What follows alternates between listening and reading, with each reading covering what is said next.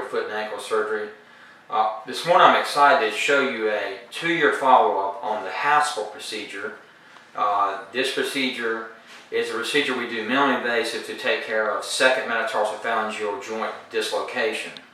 One of the main reasons I'm excited about the video is the fact that I've showed this procedure to some of my colleagues who are mostly traditional surgeons, and they were interested, but they were questioning as to whether or not the procedure would hold. In other words, would it stand up to the test of time and prevent the deformity from coming back.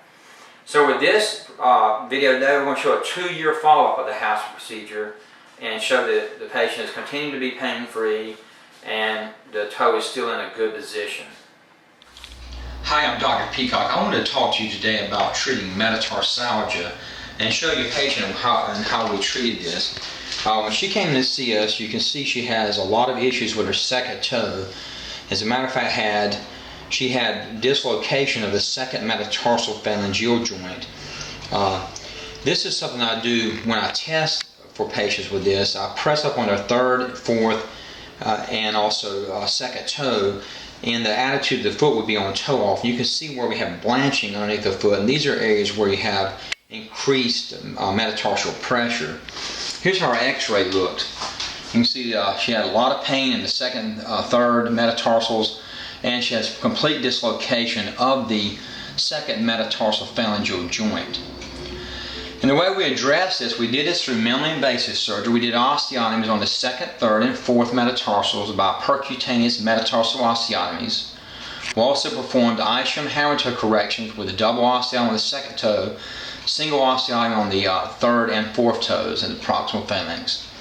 In addition to this, we performed what we call a Haspel procedure, which diminishes the width of the second metatarsal. And I want to show you our patient. Here's our patient here, and she's now, if you notice today, she's back in her flip-flops. And here's how her foot is now. I'll point it out tomorrow. You can see now where we did the incisions on her foot at the top here. You can barely see the incisions.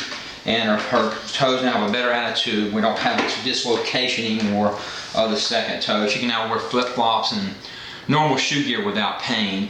And Martha's actually a friend of mine. I've known her all my life. We went to school together from 1st grade to 12th. Now, how's your foot doing now, Martha? Isn't it? No pain.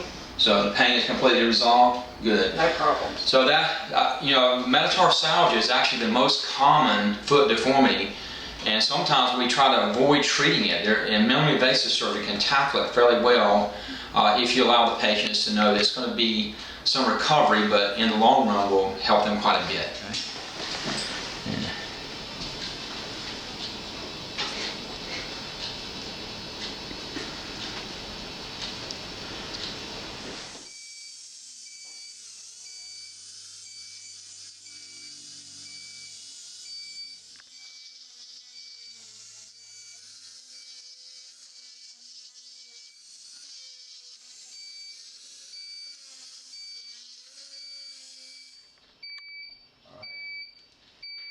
Good morning, I'm Dr. Peacock. I'm a professor in the Academy of Ambulatory Foot and Ankle Surgery. And this morning I'm going to show you a follow-up on a patient we performed a Haspel procedure on, and that's spelled H-A-S-P-E-L, on a dislocated second metatarsophalangeal joint. The purpose of this video is going to show that these procedures actually have a long-term positive effect. This is a 2-year follow-up. As you can see in our x-ray here, you can see when we first saw her, she had a completely dislocated second metatarsophalangeal joint. And what we did for her, we did percutaneous metatarsal osteotomies of the second, third, and fourth. We also performed osteotomies on the second, third, and fourth toes at the proximal phalanx. But on her second met, we also performed a procedure called the Haspel procedure. And here's a little diagram kind of showing how the Haspel procedure is actually done. So I also want to let the patient talk to you, and we'll have her stand up. You can kind of look at her foot, and we'll compare that to how her foot looked before we did the surgery. If you would stand up on your foot here 1 second. Now put your foot down with the weight down. You can see now the toe is not dislocated like it was before. It's in a more rectus position. But even better than that, let's ask the patient this question.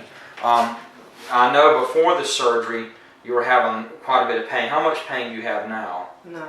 No pain at all. So the patient doesn't have any pain at all. So able to do normal activities. This is actually 2 years later. So this minimally invasive surgery does work for dislocated second metatarsophalangeal joint, and the long-term results are good as well.